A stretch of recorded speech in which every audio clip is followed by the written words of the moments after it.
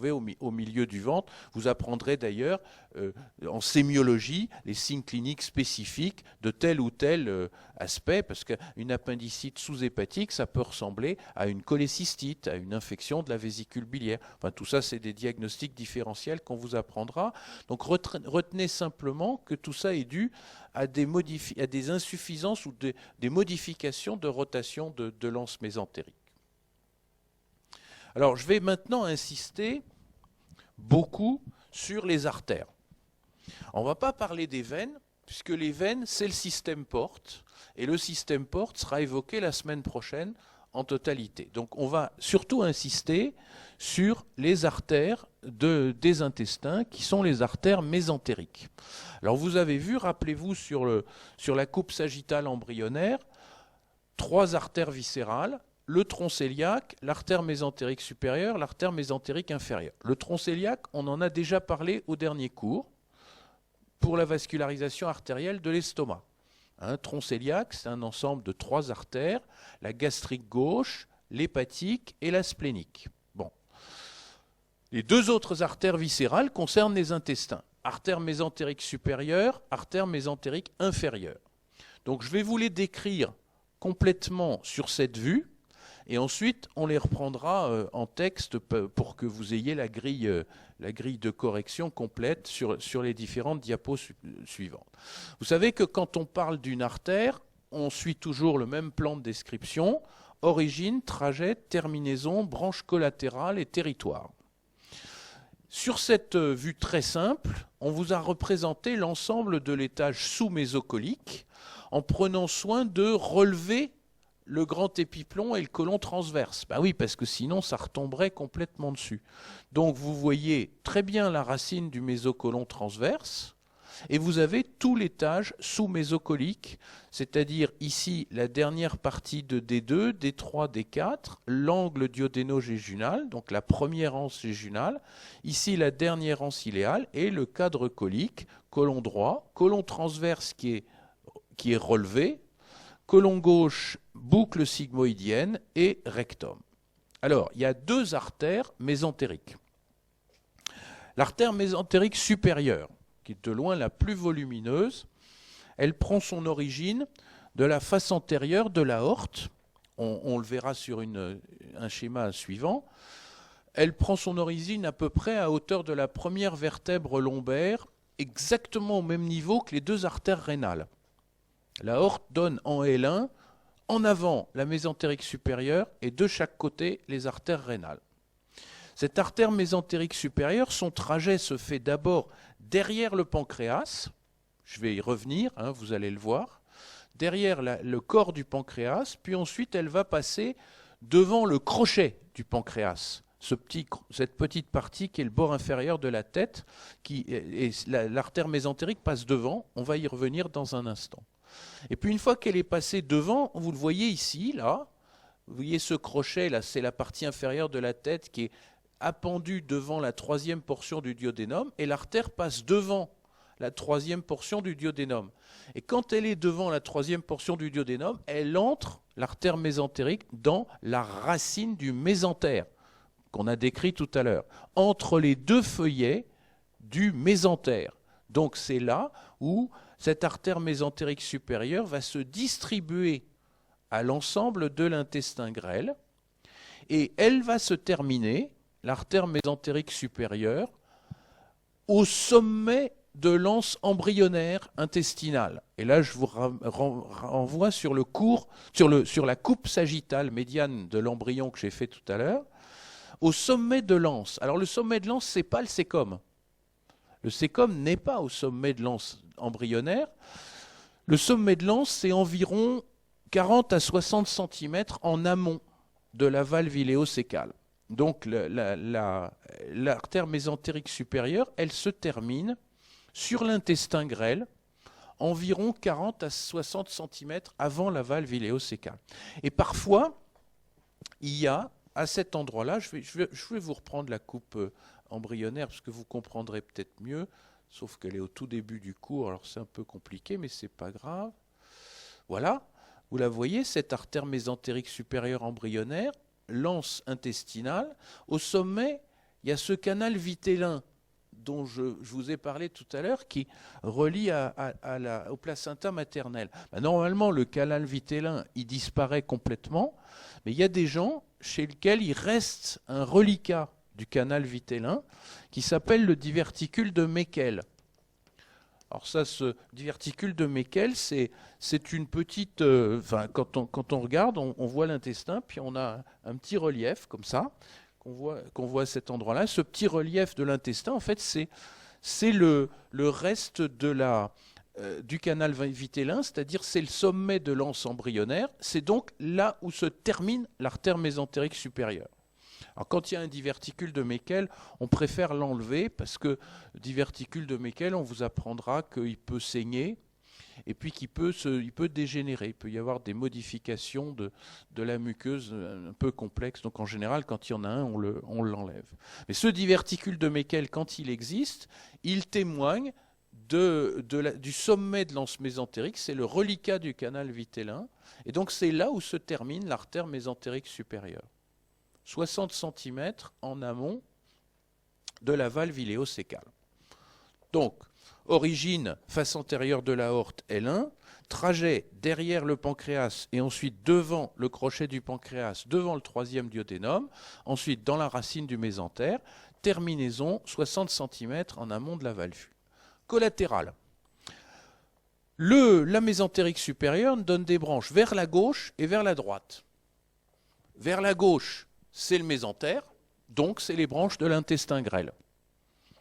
La mésentérique supérieure vascularise tout l'intestin grêle sous la forme de 12 à 15 artères, qui sont des artères jéjunales en haut, puis ensuite iléales en bas.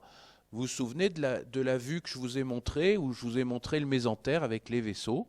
Ben, ce sont ça, c'est ces vaisseaux, cet ensemble de vaisseaux qui forment souvent des arcades bordantes. Alors on dit de premier ordre, de deuxième ordre, de troisième ordre. Enfin, ça se distribue jusqu'à la paroi de l'intestin grêle, artère jéjunale, artère iléale. Il y en a entre 12 et 15 en fonction des gens. Donc ça, c'est les branches qui vont à gauche.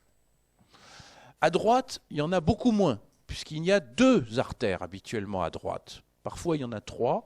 Mais le plus souvent, il n'y a que 2 artères à droite. Et alors à droite, c'est quoi? Ben, ce n'est pas le mésentère, c'est le mésocolon droit, à droite. Donc les branches qui sont à droite sont dans le mésocolon droit, donc elles sont destinées au colon droit. Et il y a 2 artères. En haut, une artère qu'on appelle colique droite qui va à l'angle droit. En bas, une artère iléocolique qui va à la jonction iléocécale. Donc c'est vraiment cette branche-là qui va à la jonction iléocécale.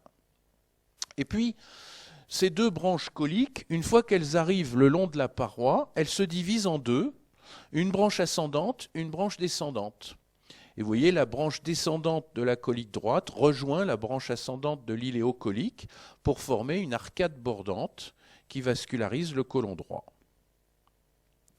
Donc, alors, et surtout, dernière chose, si vous regardez l'artère colique droite, elle donne une branche ascendante, une branche descendante, et la branche ascendante de la colique droite va former une partie de l'arcade bordante qui vascularise le côlon transverse, puisque elle part ici le long du côlon transverse. Ce qui fait que le territoire vascularisé par la mésentérique supérieure est donc constitué par l'ensemble de l'intestin grêle, à gauche, artère jéjunale et iléale, par le côlon droit, donc le cécum et l'appendice, le côlon droit, et on dit habituellement le tiers droit du côlon transverse. Le tiers droit du côlon transverse. Mais je vais y revenir aussi. Voilà pour la mésentérique supérieure qui est de loin la plus volumineuse des 2. La deuxième artère, c'est l'artère mésentérique inférieure. Alors cette artère mésentérique inférieure, vous avez vu que c'était la 3e artère viscérale de l'aorte, elle prend naissance un peu plus bas, elle prend naissance de l'aorte à peu près à hauteur de L3. Rappelez-vous, la bifurcation de l'aorte, c'est L4. Bifurcation de l'aorte ombilique L4. Donc la mésentérique inférieure, elle naît un petit peu au-dessus, elle naît au niveau de L3. Ce qui fait qu'elle apparaît ici, vous voyez, en mauve derrière le 3e duodénum. Et tout de suite, elle entre dans le mésocolon gauche. mésocolon gauche. C'est son trajet. Et elle se termine par une branche terminale qui est l'artère rectale supérieure, c'est-à-dire au sommet du rectum. La branche terminale de la mésentérique inférieure, c'est l'artère rectale supérieure, au sommet du rectum. On en reparlera la semaine prochaine. Donc, artère mésentérique inférieure, nez de l'aorte à la face antérieure de L3, trajet dans le mésocolon gauche, terminaison artère rectale supérieure. Et qu'est-ce qu'elle donne comme branche? Schématiquement, deux branches. En haut, une colique gauche qui va à l'angle gauche. Colique gauche pour l'angle gauche. Et en bas, un ensemble de 2 à 3 artères qui viennent s'épanouir sur le sigmoïde. Donc on les appelle le tronc des sigmoïdiennes. Tronc des sigmoïdiennes qui donne 2 ou 3 branches pour la boucle sigmoïdienne. Vous savez, cette partie du côlon qui revient sur la ligne médiane. Donc une artère colique gauche et un tronc des artères sigmoïdiennes. Donc le territoire de la mésentérique inférieure, c'est le côlon gauche, côlon descendant, côlon sigmoïde, jusqu'à la partie haute du rectum. Et puis, comme du côté droit, la colique gauche, elle se divise en deux, une branche descendante qui forme une arcade bordante et une branche ascendante qui remonte dans le mésocolon transverse et qui vient rejoindre la branche ascendante de la colique droite. Il y a donc un complément, une suppléance vasculaire. Il y a une arcade bordante qui vascularise le côlon transverse. Alors elle a un nom propre qui reste bien classique actuellement, puisqu'on l'appelle l'arcade de Riolan. L'arcade de Riolan, c'est l'arcade de vascularisation du côlon transverse. Elle est formée à droite par la colique droite, donc par la mésentérique supérieure, et à gauche par la colique gauche, c'est-à-dire la mésentérique inférieure. La jonction entre les deux, c'est à peu près le tiers droit, 2 tiers gauche, mais c'est très variable en fonction des gens. Alors, si on reprend, parce que là c'est une révision de ce que je vous ai déjà dit, artère mésentérique supérieure, origine aorte en regard de L1 à la même hauteur que les artères rénales, trajet derrière le corps du pancréas, devant le crochet du pancréas, dans la racine du mésentère, terminaison 60 cm en amont de la jonction iléocécale, c'est le reliquat embryonnaire du canal vitellin qui forme chez certains un diverticule de Meckel. Regardez cette vue que je vous montrerai encore la semaine prochaine du bloc duodéno-pancréatique. On a fait un geste chirurgical, c'est-à-dire qu'on a divisé le pancréas en 2 parties. On a coupé entre la tête, le corps et la queue, c'est-à-dire qu'on a coupé à hauteur de la veine porte. Vous avez donc d'un côté le bloc duodénal D1, D2, D3, D4 avec la tête du pancréas. Et vous voyez à la partie inférieure de la tête le crochet, qui est cette partie inférieure de la tête qui repose sur la 3e portion du duodénum. Derrière ça, on a la veine porte, on y reviendra la semaine prochaine, puis on a coupé, on a laissé de l'autre côté le corps et la queue du pancréas avec, vous voyez, l'artère splénique dont on a déjà parlé dernièrement. Et vous avez donc en arrière de ça l'aorte, et l'aorte donne ici 2 artères viscérales, le tronc cœliaque immédiatement après la traversée diaphragmatique, qui donne la gastrique gauche, la splénique que je viens d'évoquer au bord supérieur du pancréas, et l'artère hépatique commune qui donne la gastro-duodénale et l'hépatique propre pour le pédicule hépatique. Et puis en dessous du tronc cœliaque, la naissance ici de l'artère mésentérique supérieure, qui se fait donc à la face antérieure de l'aorte en regard de L1, qui va passer donc derrière le corps du pancréas. On l'a coupé en 2 pour vous montrer. Donc ça passe derrière le corps du pancréas. Et vous voyez que cette artère, elle apparaît en avant du crochet du pancréas et en avant de la 3e portion du duodénum. Et là, on a la racine du mésentère que je vous ai décrit, qui fait le tour de l'anse et qui est ici. Et là, elle va ensuite entrer dans cette racine du mésentère, accompagnée à sa droite par la veine mésentérique supérieure, dont je vous parlerai la semaine prochaine avec l'origine de la veine porte, puisque c'est l'élément principal d'origine de la veine porte, cette veine mésentérique supérieure. Donc on a ici le pédicule mésentérique supérieur, la veine à droite, l'artère à gauche, qui est devant la 3e portion du duodénum. Donc, branche collatérale de la mésentérique supérieure, à gauche, les branches du grêle, artère jéjunale, artère iléale, 10 à 15. À droite, 2 artères coliques, une colique droite pour l'angle droit, une iléocolique. Alors l'iléocolique, une fois qu'elle arrive sur l'ensemble séco-appendice, elle donne une branche pour la dernière anse iléale, puis elle donne des branches pour le sécum, donc une en avant, une en arrière, et puis elle donne la branche de l'appendice. C'est une petite artère appendiculaire qui longe l'appendice, c'est celle qu'on enlève quand on fait une appendicectomie.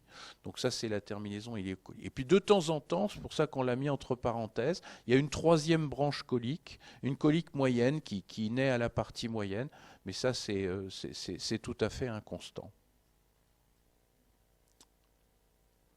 Donc l'artère mésentérique inférieure, origine aorte en regard de L3, trajet dans le mésocolon gauche, terminaison artère rectale supérieure, branche collatérale, la colique gauche à l'angle gauche, le tronc des artères sigmoïdiennes, et puis le côlon transverse avec l'arcade bordante de Riolan.